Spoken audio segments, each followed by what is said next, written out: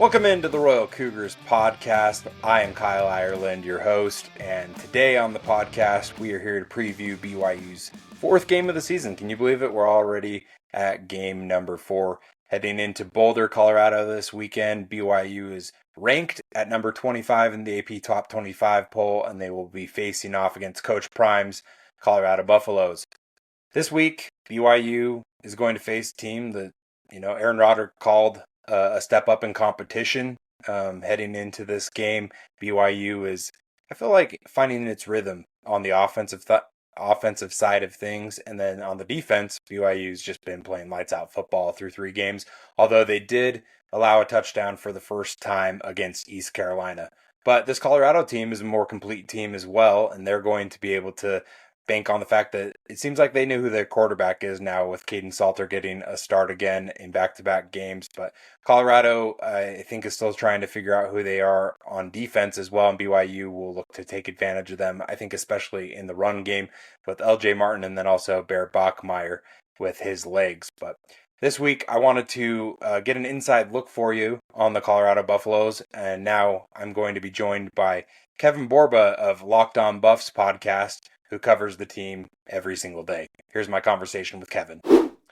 My next guest on the Royal Cougars podcast is someone who covers the Colorado Buffaloes on the daily. It's Kevin Borba of the Locked On Network. He covers them on Locked On Buffaloes. He also writes for Athlon Sports. Kevin, welcome to the podcast. Appreciate your time.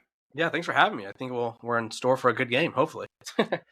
Yeah, hopefully it's a little more competitive, I think, especially in the second half than what we saw in the Alamo Bowl last season. And I kind of want to start there with you, if you don't mind. How different is this Colorado team than last season's Buffs? Because obviously, different quarterback, losing Shedeur to the NFL, but you also, don't have guys like Horn and Travis Hunter on the outside, but you still got Coach Prime leading this program. Yeah, I think the main difference is they have to be a more complete team, right? Last year, they kind of were allowed to rely on Shedeur, rely on Travis to play superhero at times, and now it's like, okay, we have to be more methodical on offense, right? We have to run our offense through whoever's at quarterback this week. It's going to be Caden Salter again. They did this whole quarterback experiment, ended with Caden Salter, started with him. But yeah, I think the biggest change in offense is they just have to be more creative, right? You just have to figure out a way to – you don't have Shedeur Sanders, and I don't think Shedeur got enough credit. And I think it's just more so because people had like a little bit of a personal agenda against him. But Shedeur Sanders had a great command of the offense. He could call his own game if he wanted to. And I don't want to say they don't have that this year, but they're not at that point yet, right? They're still figuring things out. They're still meshing together. And so, yeah, you're sort of gone from like having another coach on the field to like now you're having to basically walk the offense through everything. And then the Buffs to start this year, they're sitting at 500 going into week 5. A couple of lost. They obviously had that opening loss to Georgia Tech at home, and then ended up falling to Houston as well. But how has it been for this team to face adversity early on, and then you see them bounce back? And you mentioned Caden Salter starting again this week for the second consecutive game. How has that maybe instilled some confidence and kind of, hey, let's get the season struggles out of the way maybe early on as opposed to in the middle of Big 12 play? Yeah, I mean, the losses were tough, right? The Georgia Tech one, you forced 3 turnovers on the first 3 possessions. You probably expect to win the game, but unfortunately they got 7 points off of those. And the loss to Houston was a little demoralizing as well, honestly. I think Colorado is in this weird state of like still trying to figure everything out. It's like they had a fall camp to figure a lot of these position battles out, and it seems like they're still chipping away. Like quarterback, they had some, I would say, behind the scenes things going on with Caden Salter, right? They felt that they needed to bench him. They felt that like, hey, if like we're not as confident as in you are as we thought we'd be. So that part stings a little bit. And then I think the losses taught them a little bit about themselves, right? I think they know their flaws right now, which one of their flaws is very concerning for BYU specifically because Colorado's run defense has struggled. I do think every team needs to go through adversity, and going through adversity for this Colorado team, I would assume it's brought them closer together, right? Because it's like you've been punched in the mouth now, and you sort of get that feeling of what it's like to be a Colorado team that loses, because even though you don't have Shador, you don't have Travis, you don't have the pomp and circumstance that you did last year, Colorado is still a huge brand, right? People still want to watch you fail, and you get that energy now. And so now it's like, okay, we've got that out of the way, right? As much as it sucks to feel that way, you've got that out of the way. You shouldn't have any like expectations of like, oh, we should do this, we should do that, because it's like now you need to prove that, right? So I think the loss is a bit of a teaching moment on what they could do better. But I also think the hard part about getting a read on this Colorado team is they've had a different attack to every game. I guess you could say like Georgia Tech, it was straight up like we're starting Caden Salter, we're gonna do our thing, whatever. Delaware was like, okay, we're playing 3 quarterbacks. Then Houston, they bench Caden Salter. They go to Ryan Staub because he had the hot hand, and it was like Ryan Staub's not the answer. So then they go back to Caden Salter, and it's like, okay, now he has the hot hand again. So I think the hard part with this Colorado team is they just need to maintain consistency, and I don't know how you do that against a team like BYU who's really good, but BYU, and I've said this, and I talked about this with Jake Hatch, that you guys haven't been tested yet. In all honesty, right? You've played Portland State, who hasn't won, Stanford, who's I used to cover them. They're still bouncing back from being set back 5 years from not being involved in the transfer portal and NIL. And then East Carolina, I would say, is probably, I would say Stanford's the best team, but East Carolina, record-wise, is the best team. So there's an opportunity here, I would say. So this is something that they've been building towards. You mentioned the run defense there for the Buffs. Yeah. You saw, some of that being exploited, especially against Hayes King, Georgia Tech in the first game. Bear Bachmeier, BYU's quarterback, has 4 rushing touchdowns this season. LJ Martin has shown already through the non-conference, at least, that he's one of the best running backs in the Big 12 and has had a 100-yard game in every game so far this season. How equipped do you think this Buffs team is now, a few games into this season, to be able to handle a run attack like BYU? I think they have the players to do it. I'm not going to pretend they don't. They have guys. In terms of executing it, I would give, if you were to ask me like scale of 1 to 10 how confident I am in them stopping the run, probably put it at like a 5, right? It's 50-50. Like it seems like there's times where they can, and then there seems like there's times where they get worn out or they're just simply getting pushed off the line. And BYU, I mean, you know it better than anyone, they're very physical, right? They pride themselves on physicality up front. LJ Martin I think he's averaging like 8 yards per carry. Granted, lesser competition, but I mean, he's a dog, right? He's good at what he does. He's physical, he's strong, and I know BYU is going to try to run their offense through him. And so I think if Colorado can, they've had these moments of slowing down the run, right? Keeping teams in, like if they're able to keep BYU in 3rd and 7, 3rd and 8, I think it forces a young Bear Bachmeier to have to throw the ball. And obviously he hasn't made any mistakes yet. That's cost BYU, but I'd feel more comfortable making the true freshman quarterback throw the ball rather than giving the senior running back as many carries as possible. Now, the problem that I see for Colorado is their best defensive tackle, Anquin Barnes, is out for the first half because of a targeting penalty. They're missing, I think, 3 to 4 other defensive linemen in general, and they're all rotational guys, but depth is key. So that does concern me. I do have a lot of concerns about BYU just sort of shoving it down their throats early and Colorado not being able to sort of bounce back. Because, I mean, we saw it against Houston. I don't know if BYU fans watched this game. They might have. It was a Friday night. But Houston had the ball in the third quarter for, I think it was like 13 minutes.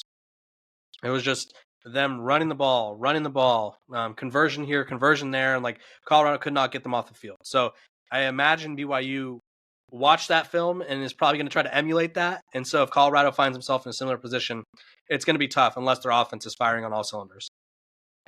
Some of the things that I've seen as far as what Buffs fans have said about the offense, even going back to last season in the Alabama Bowl, there's been, some murmurs about Pat Shurmur and some of the play calling. Yeah. What have you seen from maybe the offense and the play calling that has given Colorado success through the first 4 games of the season that BYU should look to stop? Yeah, I think last week was probably their best called game, honestly.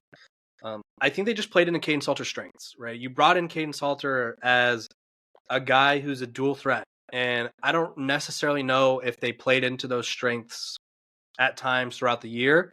But against Wyoming, they were letting him be decisive and quick, and I think that's where he's at his best, where it's like I look at my first read, second read. If no one's there, I'm going to run. If I feel pressure, I'm going to scramble around. I don't know what the disconnect was in the first few weeks, but we saw a confident Caden Salter last week. We saw a Pat Shermer that was getting him, I wouldn't say easy throws, but throws that he was comfortable with. And I don't necessarily know if he was comfortable with the offense through the first couple of weeks, right? I think that's sort of the big adjustment is like you have Shador Sanders, who historically is the most accurate quarterback in college football history, right? He completed like, I think it was like 74% of his passes over his career, 70 something percent of his passes is like legitimately, I'm not just making this up. He is the most accurate quarterback in college football history, Shador Sanders was. And so going from him to a guy in Caden Salter, who's a little bit more of a dynamic dual threat, that's a big play, boom or bust guy, there's some adjustments there. And I think Colorado found those adjustments last week. And it's just finding throws that he's comfortable with, playing through him. Yeah, I think that going back to that transition, I mean, you do have a guy who was super accurate in Sanders going to Caden Salter, who was also really accurate. And I think that Caden's thrown some balls that he wishes that he would have had, those plays taken back early on this season. But the talent's there. And I think the other thing that maybe BYU fans should be on the lookout for is his ability to use his legs. We saw that previously at Liberty. And I think that was one thing that I didn't see from Shador as much as I thought I would see from him. And being able to have a mobile quarterback, I think will definitely help out this Colorado offense. But a couple last questions for you, Kevin, before I set you loose. But I wanted to talk about Coach Prime. He's obviously a polarizing figure. I think that he's maybe misunderstood in the college landscape because as BYU offensive coordinator Aaron Roderick said earlier this week, Coach Prime is an old school coach. He's played at the highest level in the NFL, but when it's come to coaching, he's also, kind of taken some of that mentality as a player to be able to coach his own team. And then now he's moved on from coaching his sons to now he's just a coach. He doesn't have to worry about being dad on the sidelines at the same time. What can you say about Coach Prime's evolution throughout his first few seasons at Colorado and where he is now? Yeah, I think that's definitely a misconception is he's kind of like he is old school and he's able to mesh old school and new school very well, right? Like one of the very first things he implemented was nobody gets a jersey number, right? Everyone's earning their jersey number. If you're not a guy that deserves the number one, you're not going to wear the number one, right? So that's like a big thing of his. But he also understands the social media game, and I don't necessarily think it's always him running the socials, but his social media accounts are active, right? And I think that's cool in the eyes of players. But the things that I've seen him evolve over the years at Colorado, he's getting better at game management. I think that's something that he struggled with in the early years. Kyle Whittingham, actually, Utah head coach, he exposed this. I'm sure he did it against BYU at some point too. The substitution rule, where you sub someone off on offense and then Utah trots off 300-pound guys who are running at like 1 mile per hour. Next thing you know, you get to delay a game. So there's learning moments like that. And then I do think he's grown more into building the culture, right? I think at first he was sort of under this impression, or at least gave off this impression that like winning supersedes everything and like winning will basically give you a culture. And that didn't necessarily happen, right? I think you have to sort of build that and then winning coincides with that. And so I think he's done better at that as well. From your perspective and your listenership, your viewership on your podcast, how are Colorado fans viewing this BYU matchup? Do they like the fact that, BYU and Colorado are back in the same conference like they were forever ago? It's obviously a regional game, neighboring states, but these two teams haven't played very often in the last few decades. Yeah, I think outside of like the Alamo Bowl, it was like the 1900s the last time they had played. And I think people are excited. I do think Colorado is in this weird spot in the Big 12. And I wouldn't say BYU's in the same spot because you have Utah, but Colorado's like looking for a rival, if you will, right? And I think there's a lot of potential, like TCU, sort of, that's where it all started for Colorado. But this BYU team, BYU program, very popular, very exciting. And like you said, it's very close in proximity. And so I think Colorado fans are excited to play BYU. It's a good test, good litmus test of how good they are because BYU is always good. I think people are a little nervous, though, to be quite frank about this game, right? BYU is a good team. They are just they're clicking right now, and Colorado is still trying to click. So I would say there's a little bit of nerves, but I do think people are excited for the challenge. And Sataki and Coach Prime are very. I talked about this with Jake Hatch. Like they're very close. It seems like they're like best buds. Like it's so I think that's really cool that it's like you could be rivals on the field, but still have a close relationship off of it. Last question for you, Kevin. You've got BYU fans who are probably making the short trip over to stay nearby in Denver, make up the road for a good game day and a late night kick there in Boulder. I expect at least BYU's tickets to be sold and have a nice showing there in Royal Blue. But what can you say about the game day experience at Folsom Field? You've obviously got Ralphie 7 now coming out on the turf, and maybe what can BYU fans as far as environment expect to see on Saturday night? Yeah, I think it's going to be a great environment. The Colorado late night games always seem to be probably the most hyped up games, right? And I think Colorado's undefeated with Ralphie 7. Just putting it out there, right? Like, that's a great point. It's a great poll. She much better than the previous Ralphie. Unfortunately, I found it hilarious that she was indifferent to running, is what they kept saying. So this Ralphie likes to run, so that's exciting. I think that's one of the best traditions in college football, honestly, is having a live mascot run on the field, because it's like so random, and it's one of those things where like I feel like if you tried to do it, like say you guys tried to have a cougar run onto the field now, everyone would be like, "What are you thinking?" Like that'd be such frowned upon. Because Colorado's always done it, it's one of the best things ever. Colorado fans are rowdy. There's a second quarter experience that I think Coach Prime has talked about before, where you just get an overwhelming smell of something that's legal in Colorado and is like spread throughout the United States now. But Coach Prime he always says it's during the second quarter. I forget when it is, but you'll feel that, you'll smell that. That's for sure. And then I think it's just going to be a very loud environment, right? I don't think the Big 12 has a lot of 100,000 people stadiums, but their stadiums pack up, and Colorado is one of them. They fill up, and they're loud and rowdy, and they're very supportive. So that's what I would tell them to expect. He's Kevin Borba. You can follow him on Twitter, or X now. I keep saying Twitter, but it's X. On X at Kevin_Borba. He's also a writer for Athlon Sports. Make sure to follow him on his podcast as well, YouTube, on all the podcast platforms, I assume, as well there, Kevin, but at Locked On Buffs. Kevin, appreciate your time. Thanks for joining. Thanks for having me. That was my conversation with Kevin Borba of Athlon Sports and the Locked On Buffs podcast. Appreciate Kevin and his time. Make sure to follow him on X at Kevin_Borba. And you can follow the Locked On Buffs podcast wherever you get your podcasts, as well as YouTube.